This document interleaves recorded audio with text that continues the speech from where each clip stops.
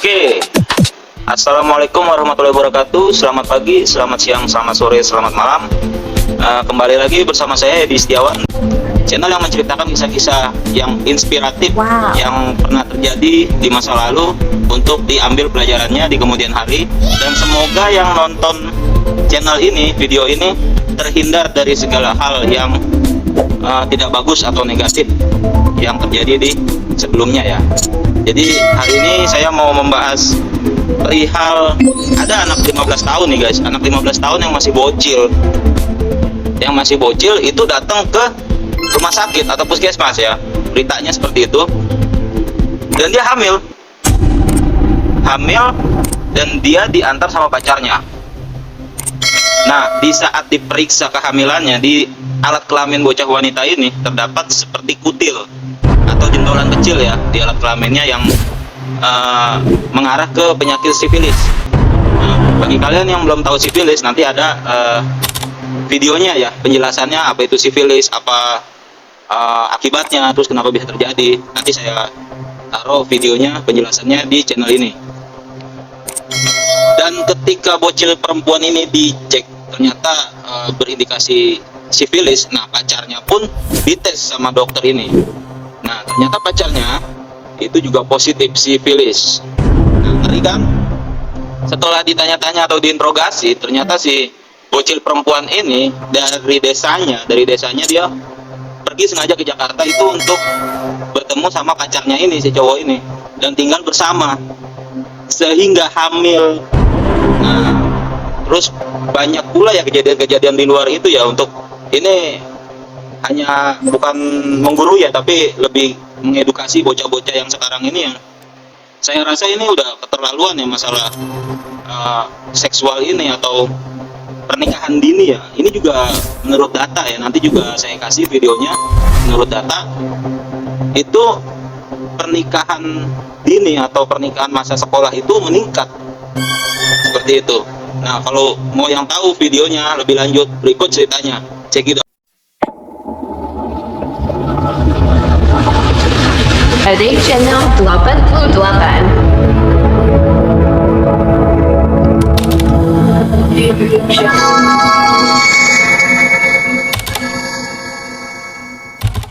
Dr. Intan Rahmita bercerita soal bocah perempuan berusia 15 tahun yang mempunyai nasib yang sangat tragis. Ia mengatakan kala itu bocah tersebut diantar kekasihnya karena hendak melahirkan. Bocah itu mulanya hendak melahirkan di puskesmas, lalu akhirnya dirujuk ke rumah sakit. Bukan tanpa alasan, pasalnya setelah dilakukan pemeriksaan fisik oleh Dr. Intan, di kelamin bocah tersebut terdapat kutil. Saat itu Dr. Intan belum mengetahui penyebab kutil di kelamin bocah tersebut. Menurut penjelasan Dr. Intan, kutil di kelamin bisa merupakan salah satu indikasi dari infeksi menular seksual.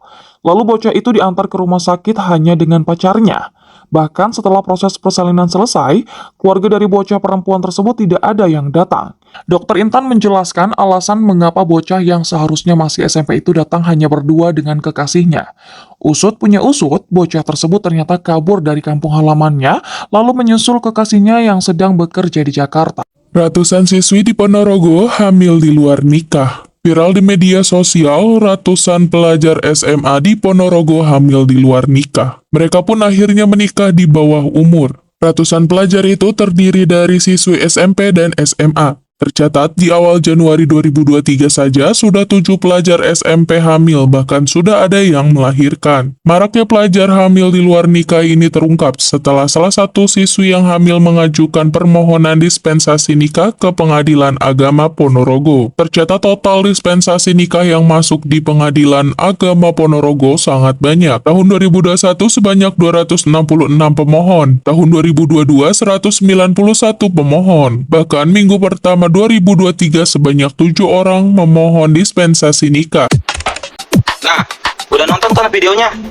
Jadi ada berita ya yang saya ambil dari Tribun Jakarta atau tribunnews.com ya. Nah, ada seorang dokter itu bercerita seperti yang tadi tuh, yang seperti saya tadi kasih videonya ya. Terus itu ada peningkatan pernikahan sejak dini ya di Probolinggo ya. Buset, itu parah banget sih. Dari SMP sampai SMA itu meningkat pernikahannya. Sebenarnya ini nggak wajar sih. Walaupun sedini-dininya pernikahan juga nggak pas saat sekolah pun kalian nikah gitu. Kalau menurut saya ya, saya bukan kasihan ke bocah sama suami istrinya ini yang menikah ya, tapi kasihan nanti anaknya apabila dia mengandung terus melahirkan anak, apa bisa dia mengurusnya? Walaupun menurut saya ya tingkat kedewasaan itu tidak terpatok dengan umur ya, tapi kalau untuk masih masa sekolah itu kayaknya masih nggak wajar deh seperti itu. Nah, banyak juga sekarang cerita-cerita yang ketemu di sosial media terus diajakin jalan terus akhirnya disekap dan sebagainya, diperkosa, diruda paksa. Nah, mudah-mudahan tidak terjadi kepada keluarga kalian ya untuk hal-hal seperti ini. Nah, untuk mencegahnya menurut saya seperti apa? Ya mencegahnya ya ini ada peran orang tua untuk mengedukasi hal-hal seperti ini, pengawasan, terus dari keluarga, dan diperhatikan lingkungannya nih, lingkungan si anak kalian nih, lingkungannya sehat atau enggak, aktivitasnya apa saja, seperti itu ya. Jadi kalau yang mau tahu apa itu sifilis, berikut videonya. Bahaya sifilis, kasusnya meningkat. Sumber Kementerian Kesehatan Republik Indonesia, Kemenkes, menemukan adanya peningkatan penularan sifilis periode 2018 hingga 2023. Dalam waktu 5 tahun ini, peningkatannya sebesar 70%. Untuk penyakit sifilis saja dalam kurun waktu 5 tahun terakhir 2018 sampai 2022 kemarin terjadi peningkatan kasus hampir 70% dari 12.000 kasus menjadi 21.000 kasus. Jumlah penderita sifilis dari 2018 hingga 2022 berikut datanya.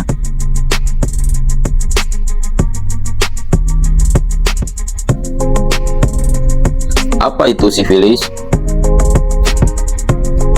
Sifilis adalah salah satu infeksi menular seksual atau IMS. Sifilis disebabkan oleh bakteri Treponema pallidum.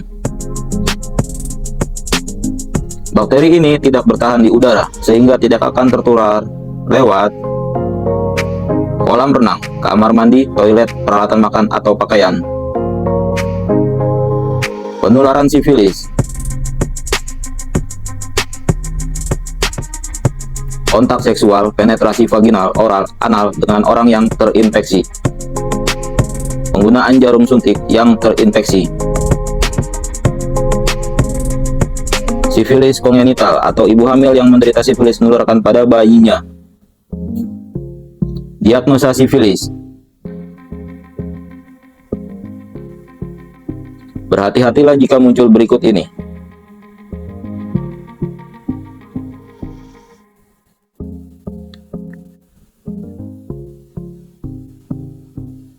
Pencegahan sifilis: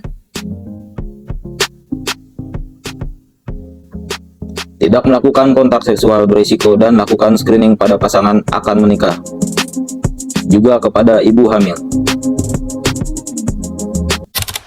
Nah, udah nonton kan? Itu penjelasan mengenai penyakit sifilis. Mudah-mudahan tidak terjadi kepada kalian ya, apalagi keluarga-keluarga terdekat. Ini untuk siapapun, terutama yang nonton video ini, agar tetap mawas diri ya, agar tidak terjadi seperti itu. Karena kalau udah jadi seperti itu ya kasihan badan kalian, nanti kedepannya bakal sakit-sakitan terus. Nah, itu sifilis juga bisa mengidentifikasi ke HIV/AIDS. Nah, ini penyakit lebih parah lagi yang belum ada obatnya ya, penyembuhannya itu belum ada. Nah, kalau yang mau tahu apa itu HIV/AIDS, nah berikut penjelasannya.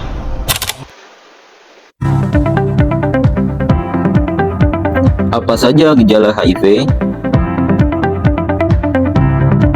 Pada dasarnya tidak ada gejala spesifik saat seseorang terinfeksi HIV. Gejala pertama yang muncul bisa bermacam-macam, bahkan sangat ringan. Misalnya saja demam, sakit kepala, penurunan berat badan, atau keringat malam. Tetapi ada juga pasien yang baru terdiagnosa karena keluhan lidah yang putih akibat jamur. Atau ada yang diawali dengan kelainan pada kulit berupa kulit berwarna hitam. Untuk memastikannya perlu dilakukan tes darah. Karena jika kita ternyata mengidap HIV, secara tidak sadar bisa menulari orang lain melalui aktivitas seks tidak aman. Atau memakai jarum suntik bergantian.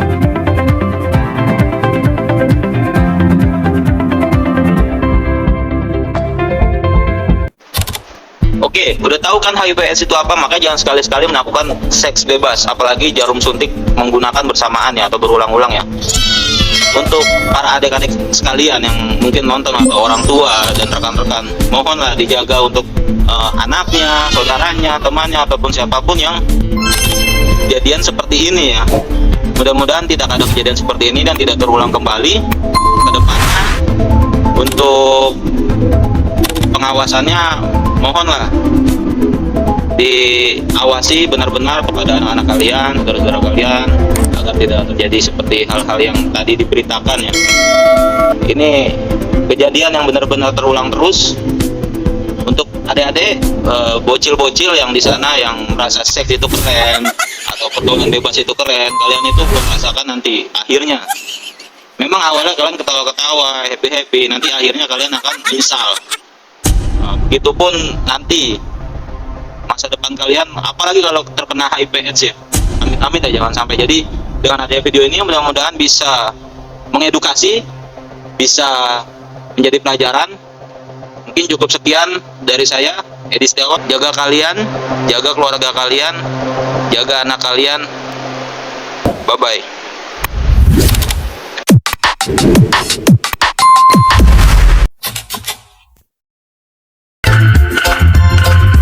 Jangan lupa subscribe Edai Channel 88. Tinggal klik aja. Tonton juga video lainnya.